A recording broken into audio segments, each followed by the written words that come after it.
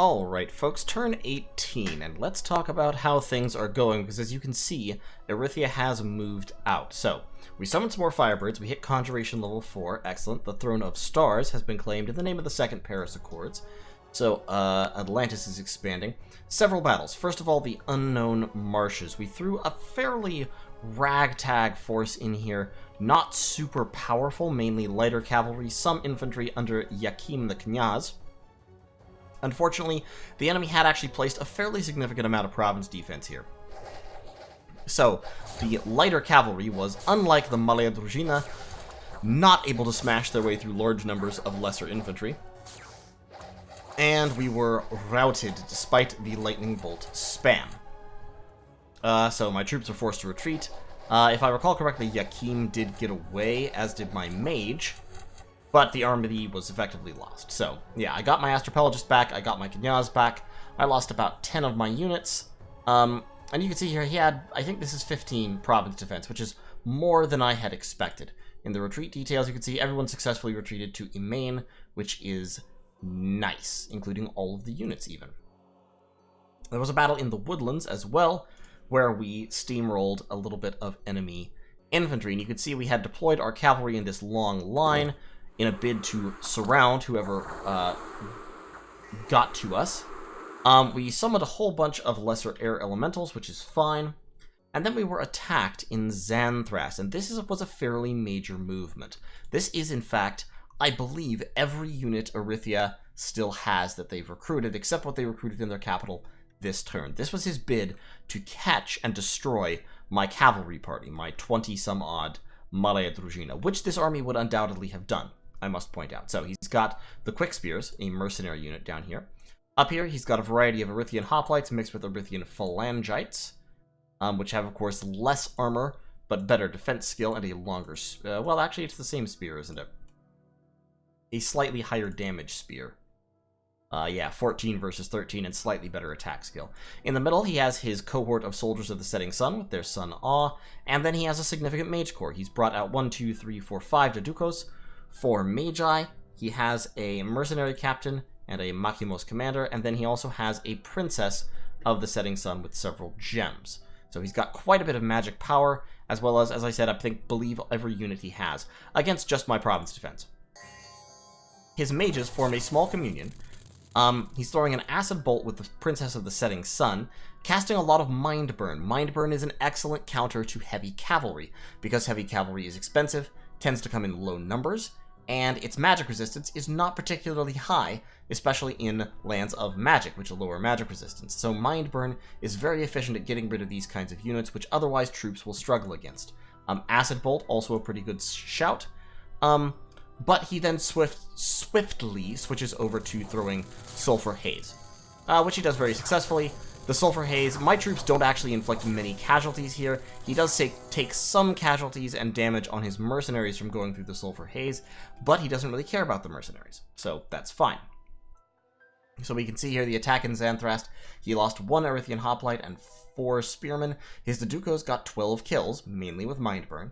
And his Mystics also got a couple of kills, I believe, also with Mind Burn. He had only 3 of those guys as Communion slaves.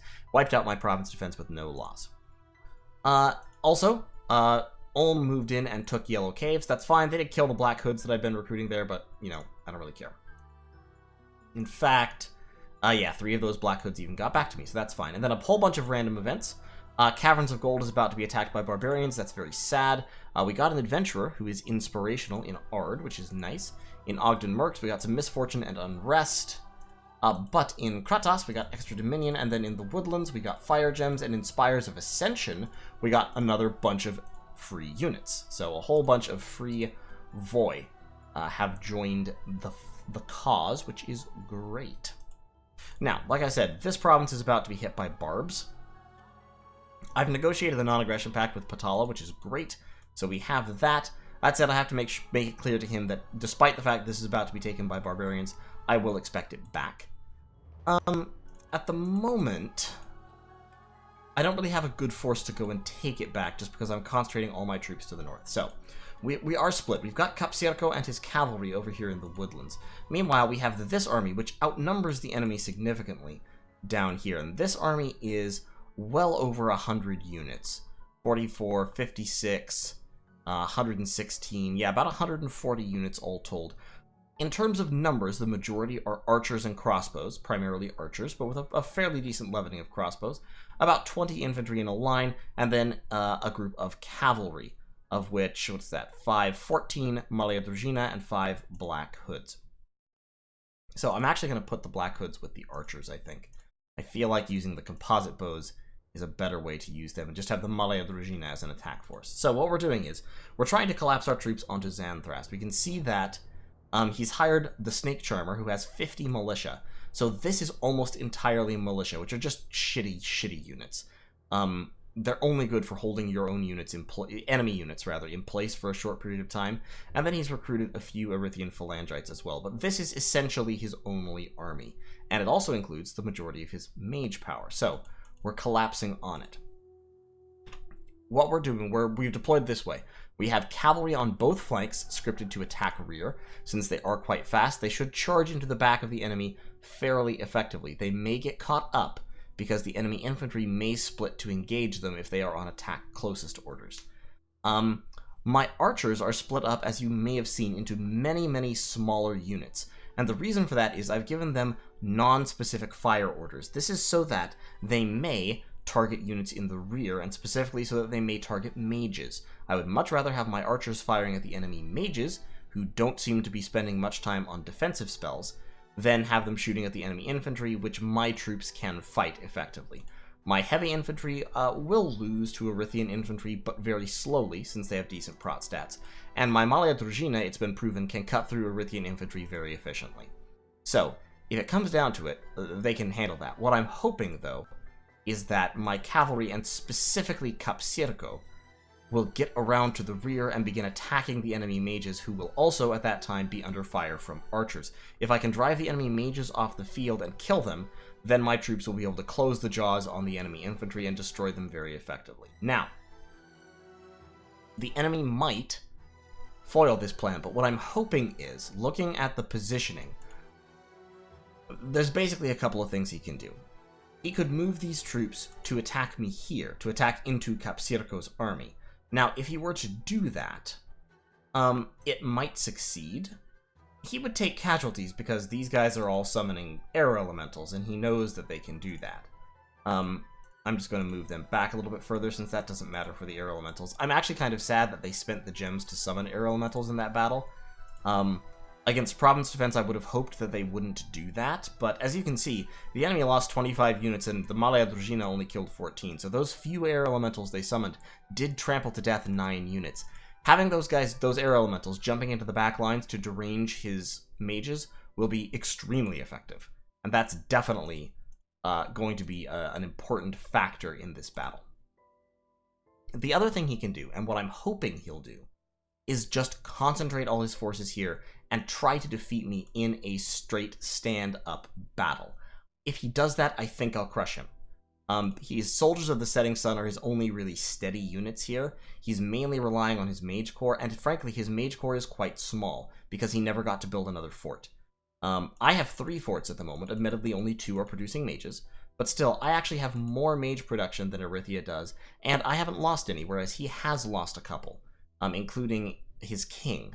So I think this represents most of his mage power. It's turn 18.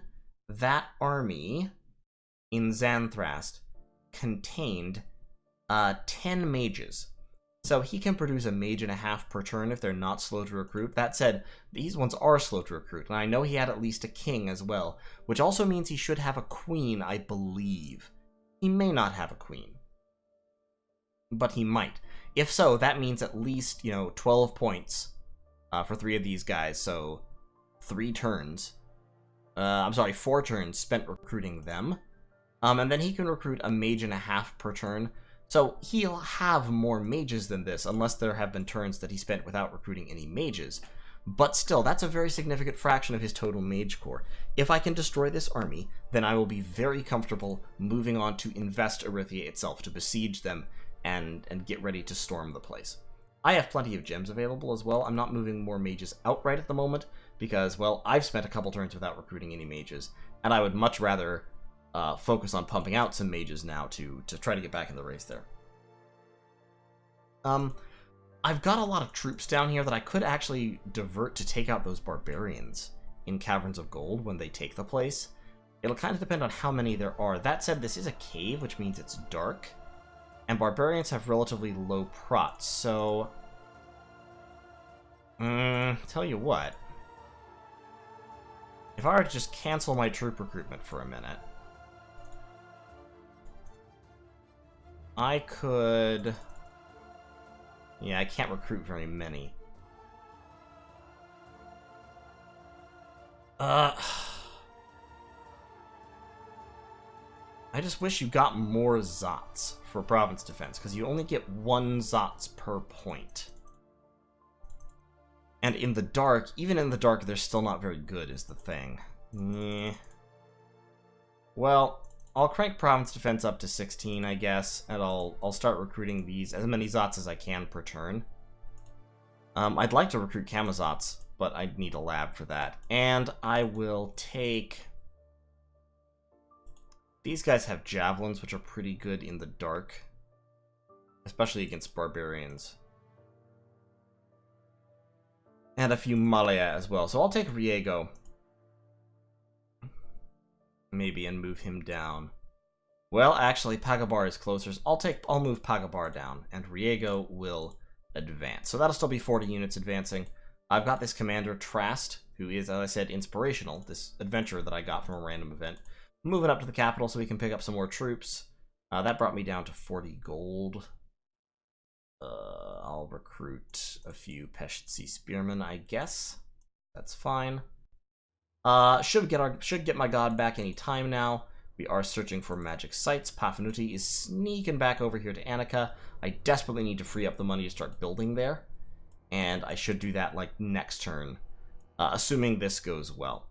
I am a little bit worried about Capcirco getting caught out and destroyed, but even if he is, I think the air elementals, in combination with the sheer combat power of the Malaya Druzhina, will, I think, do a lot of damage. What I am going to do, however, is actually split these guys up into 2 units.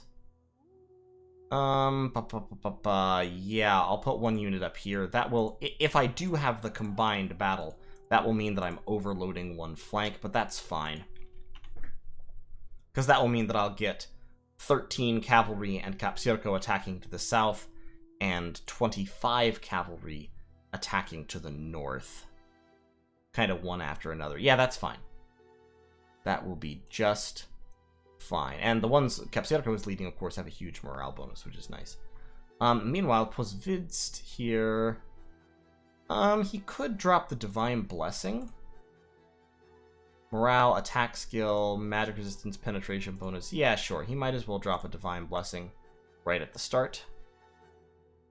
And it's a shame he can't do Fanaticism as well. But that Divine Blessing, if they do fight together, will also hit Capcirco. So, this army might, as I said, move to try to intercept me. There's a chance that if they do that, they'll actually catch Capcirco in this province, as opposed to in this province. And that will kind of determine what happens in the battle. If they fight in this province, then they'll have to fight both of my armies. If they fight in this province, they'll have to fight both of the enemy armies. So basically, if I get caught here, Capcirco will lose and die. If I fight here, I'm pretty certain that my army will win, especially if these troops have gone over here in an effort to retake the woodlands. So very much a guessing game. It will be interesting to see if Capcirco survives. I would love Capcirco to survive. He's really, really good and cool and useful. The low risk use for him is actually to move him up here to the first forest, but that really just delays the problem for a turn, especially if Erythia does try to concentrate forces over here into the woodlands. That would leave Capcirco completely trapped, with the enemy forces very much concentrated against him and no safe way to escape. So at this point, it's just time to roll the dice and attack Xanthe Rast. We'll see what happens.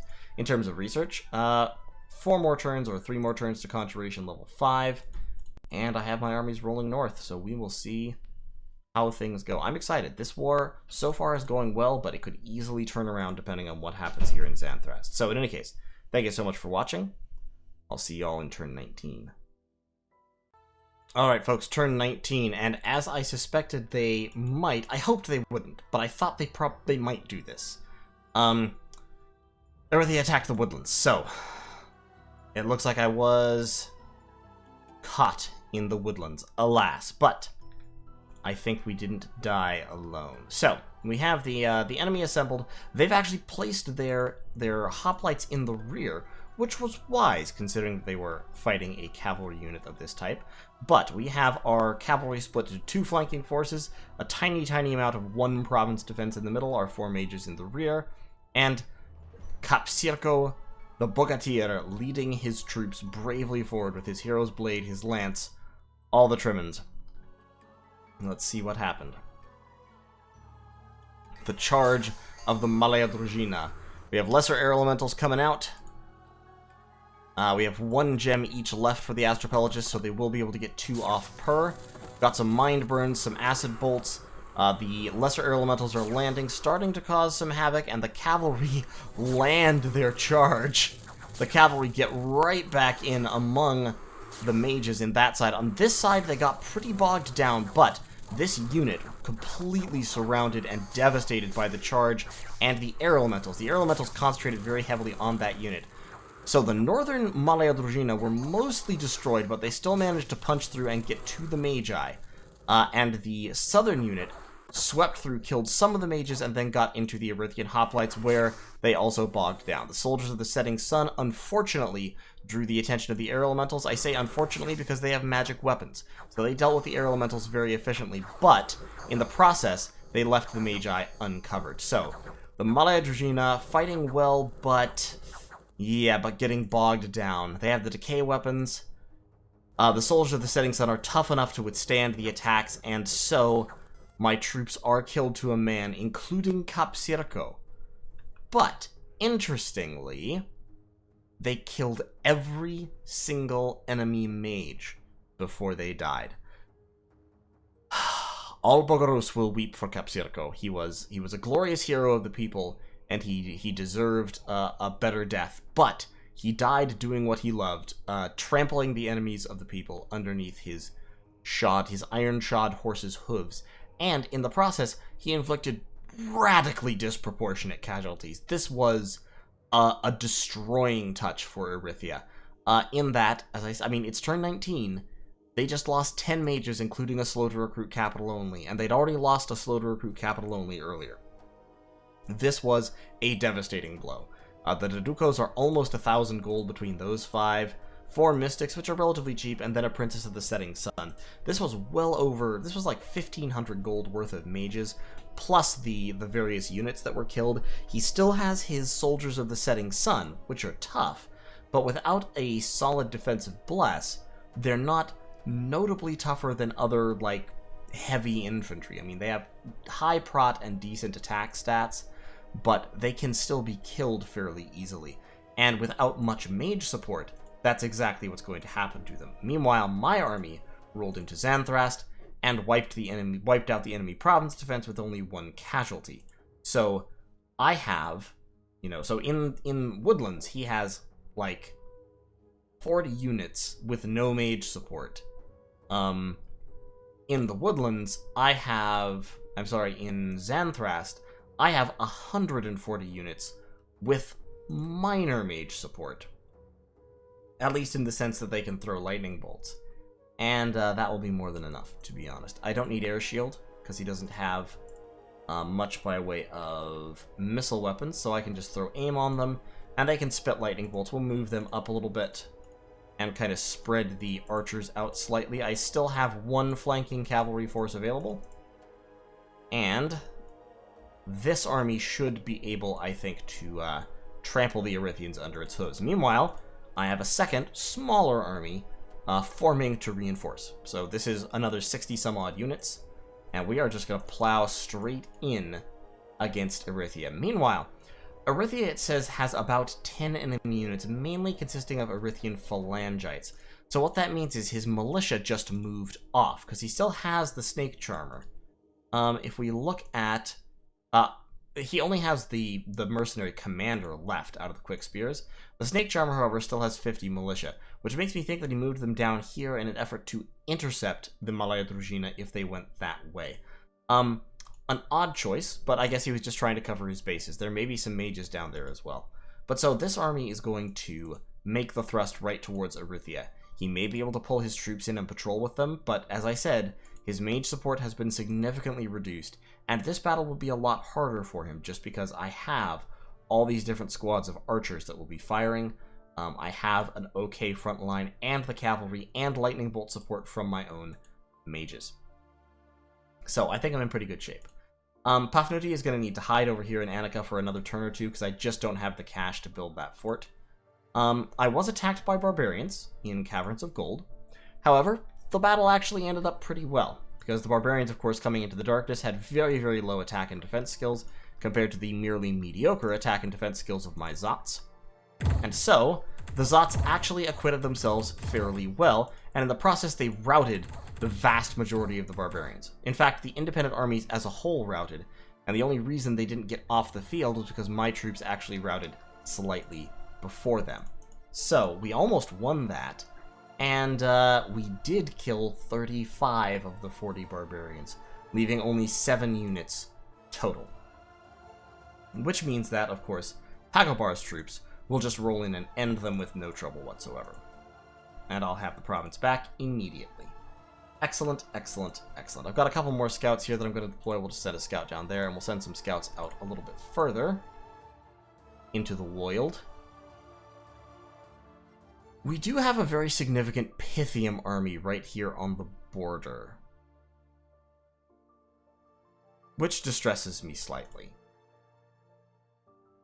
70 units, mainly comitatenses. That's a fairly heavy infantry force. I don't know if they have any magic support. I can stop that army with the mages that I have in Bogarus, but they could take provinces from me. And it concerns me enough to make me want to recruit more troops of my own in the capital. I'm holding off on that because I want to start building a fort over here in Annika, but I don't know. I've got these troops from Pagabar, though, so after they take Caverns of Gold, they can pull back up north, and if necessary, Riego can pull back to reinforce, because I think this army may be able to clean up Erythia on its own, especially if I sit on Erythia to prevent him from recruiting anything else. I think I can probably handle it with those and then the trickle of reinforcements that I'll get out of Wicker Woods. I may well spend the resources to recruit Ikinyaz in Wicker Woods as well, just to have higher morale, better leadership. In any case, I don't think this is a major threat. It may be a threat, but this is the only place he's got units gathered, which makes me think that actually he's gathering them to try and take out that throne.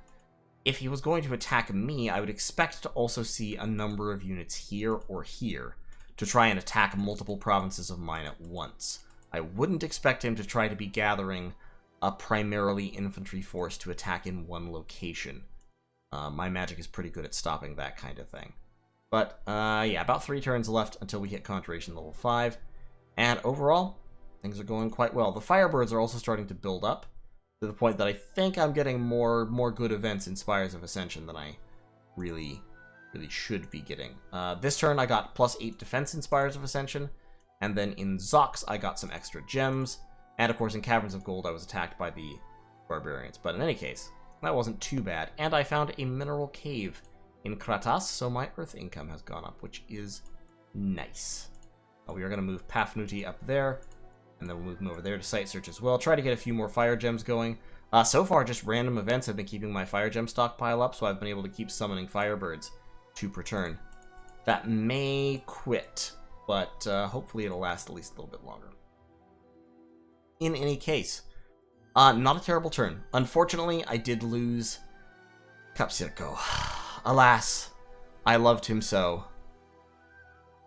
Rip Capcirco, live forever in our hearts. 50 kills, 141 experience. Stories are being told about Capcirco the Bogatyr and his heroic battle prowess. Unfortunately, he died crippled and weakened and with a chest wound on account of being surrounded and just absolutely stabbed to fucking death. But he died well. In terms of thrones, several people have now claimed 1 throne each. We've got the Outer Throne claimed, which is the biggest of them. But War, Beasts, and Stars have now all been claimed. Stars is a great throne, and it's definitely good for Atlantis that they have it. That must be... Well, actually, I'm not sure, because I don't have a scout on it, but it could be that throne. It's probably that throne. It could potentially be that throne, if he cut through the water to get to it. It might be, but I'm not certain. I need to get scouts down to get eyes on. Let's move Volcanus down that way. Actually, let's move Volcanus over there. We'll see if he's taken that one yet. In any case, like I said, I'm making the stroke directly for Erythia. Hopefully, I'll be able to take them out. I really don't want to... Like, there's a lot to be said in favor of going around capturing all of this stuff first, but if I take Erythia, I'll bottle up that fort, cut off half the income from his capital, and I'll also cut off these provinces from his other fort over here, so he won't be able to draw income from them either. That will leave him drawing income from the water, whatever he has of it, which I think is just 1 or possibly 2 provinces, and this swamp. And I don't think he has he might have that. He may well have that forest as well. But in any case, it'll cut off the area right around his capital, and it will prevent him from recruiting sacreds or mages, which will mean that he's finished as a polity. Like, at that point, I can just sit the army there, send out smaller units to take his provinces. Hopefully, he tries to attack me with these soldiers of the setting sun and gets wrecked. But even if not, I should be able to just isolate them and grind them down. And that would be a fantastic ending to the whole thing. So, thanks very much for watching. I'll see y'all in turn 20. We'll reclaim our territory from the barbarians. Hopefully, we will fight another savage battle in Erythia, which will end with us breaking the military might of the Ptolemaic Egyptians. And we won't get attacked by Pythium. That's what I would like to see. So, thanks for watching. See you next time. Okay, folks, it's turn 20, and it's been a little bit of a hard knock turn. It's been a hard knock turn for us. So we got Rincewind back, which is great. I did lose a point of Dominion strength, unfortunately. That's not a super bad problem for me, to be honest. Like, it could be a lot worse. That's fine. However, Patala moved into Caverns of Gold, my cave that had been taken by barbarians just barely and that I was moving straight back into. Patala moved into, which I considered extremely impolite. He had a guru here, and he took a bunch of crossbows and a bunch of monkey troops, and he wiped these guys out. In the dark, Bandar warriors aren't terrible, just because, if nothing else, having low stats like this doesn't matter so much when everyone has low stats because it's fucking dark, and having high HP and reasonable prot matters a lot more, particularly because these are the heavier Bandar warriors. So they did okay wiping out those barbarians with very, very little by way of loss. They didn't lose anything, in fact. And then my army moved in. My army, unfortunately, had a significant cadre of archers in it. And with the lower stats all the way around, the higher base hitting power of the Bandar was able to come into play a little bit more. So, while my archers didn't accomplish much of anything, the Malaya Dragina charged in alone, got sort of swarmed under. My heavy infantry fought the Bandar and did fine, actually. They were trading perfectly okay, which is, like, why Bandar are not efficient, because these Bandar warriors that cost 16 gold were trading about even with heavy infantry that cost, like, 10. But the Bandar did manage to drive my heavy infantry away, and so I did lose. So I lost Caverns of Gold. You can see here, he took 10 casualties. I took a total of 15 since my Malaya Dragina got isolated. C'est la vie, c'est la guerre, it is what it is. I've negotiated with Patala. Patala doesn't really want to push it against me right now, and so he's agreed that he's going to build a lab here, recruit a few Camazotz, and then give me back the province with the lab. So essentially, I'm getting paid to let him use this province as a base to recruit some flying, stealthy Death 1 mages and start site searching for death, which is a big boost for him. The reason I'm willing to give him that is that I don't want to get into a fight right now. I would rather, like, I can fight him if I have to, but I'd really rather not. Particularly because of what happened in Erythia. So, I attacked Erythia, right? And this battle went fantastic. This battle went pretty much just like I'd hoped it would. I took slightly heavier casualties than I'd hoped, but still, I had my masses of archers all scattered around back here. Yakim way in the back. I had my flanking squadron of Malaya Dragina and my little infantry force up front. He had all of his mercenaries, a bunch of infantry that he's recruited, pretty much all of his sacreds, as well as just a couple of mystics. Just a couple of mystics, so a couple of magi. This mystic actually cast Magic Duel a couple of times, and I think just straight up missed. as far as I can tell. His mystics were trying to cast Magic Duel and just failing. Anyway, my Malaya Drazina charged into the back of the enemy. Ironically, them being in the back of the enemy is what caused a huge problem, because what happened here is a bunch of these troops actually started routing very quickly, and they routed back into the Malaya Drazina, and being trapped by that many attacks means the Malaya Drazina got worn down pretty quickly. Up in the front, the soldiers of the setting sun were kind of stuck against my heavy infantry for a little while. They don't really hit hard enough to carve through heavy infantry very quickly, but they have enough prot and defense skill that heavy infantry can't really hurt them much either. Up here, a bunch of enemy infantry charged in and attacked my archers and crossbowmen. The archers I had gotten from the random event, however, actually have pretty decent prot, so they were holding the heavy infantry off fairly well, while in the back line, the Malaya Drazina were wreaking havoc, and they routed most of the enemy leadership. Meanwhile, my Astrapelagists were dropping lightning bolts on all and sundry, causing lots of damage, and the arrows were contributing their little bit as well. So at that point, my archers surge forward and drive Erythia from the field. And in terms of new numbers, I actually haven't lost that much. Now, I did lose the better part of my forces, in that I lost almost all of my Malaya Drazina and almost all of my infantry. But just in strictly numerical terms, I still have, at this point, over 100 units. I've wiped out 100 of his units. He has 44 remaining. They will have retreated back inside the capital. But if we look at what he has left, he's lost a couple of commanders. He does still have his mystics. He's lost about half his soldiers of the setting sun. All of his shitty militia chaff mercenaries. Most of his phalangites and hoplites. He doesn't have a whole lot left to play with. And of course, he also lost his huge pile of province defense. So, at this point, I have a very clear military advantage, and I can keep him bottled up while I bring up reinforcements very easily. And then, a negative random event strikes in Erythia. And this happens. I'm attacked by a massive pile of undead. This is a big force, actually. And it's mainly long-dead horsemen, and long-dead horsemen are extremely dangerous because they have a lance charge. So their charge bonus for first strike is 5, so when they charge in, they do 18 pierce, which is enough to do a lot of damage, particularly because, if you'll recall, I don't have any infantry or really cavalry left. It's all archers on my side of the field. So what happens here is, the archers are volleying arrows in, but these guys have shields and a little bit of armor, and these guys have shields and even more armor. And in both cases, they're also resistant to piercing damage, so they don't take a whole lot of damage from, arrows. My one Malaya Drazina is on just a mission from God over here on the flank, trying to get to this Spectral Mage. But the Spectral Mage is ethereal, and has an astral shield, so he's actually very hard for one cavalryman to kill. And in the front lines, the long-dead horsemen are cleaving through my archers, barely slowing down. It is absolute destruction. In the back, my guy just gets nether bolted and fucking murdered by Aketer the Spectral Mage. My archers are fighting as best they can. We're throwing lightning bolts, but really it's just not doing all that much.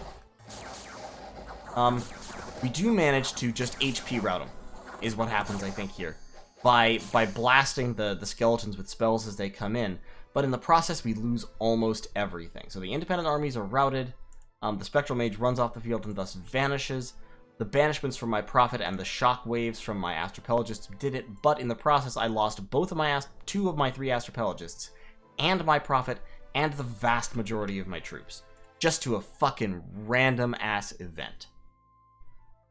Which leaves me, and 16 units retreated and 9 of them made it back to friendly territory, which leaves me with 1 mage, no Prophet, 1 pretty good commander, 1 Knyaz, and about 30 troops trying to hold down Erythia, which is not viable. So, and in fact, the fort in Erythia is unharmed. They have more defenders there than I have.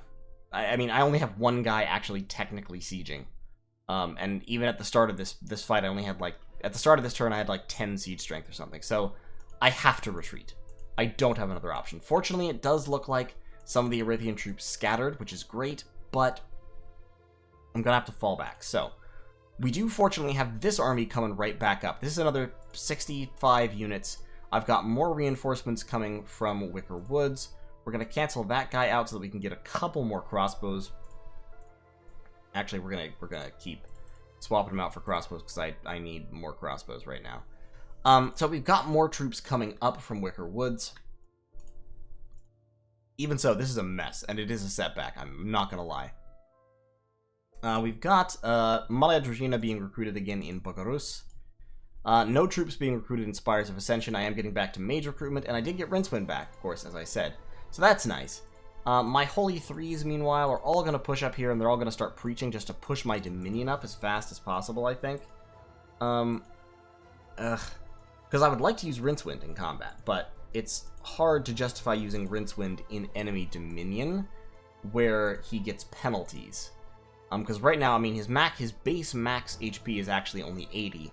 In enemy Dominion, it's lower than that, and then his like strength also goes down in enemy Dominion. His Dominion bonus is +6 right now. His magic resistance goes down. All kinds of things go down. I don't really want to use him as a combat unit in enemy territory, unless I have to.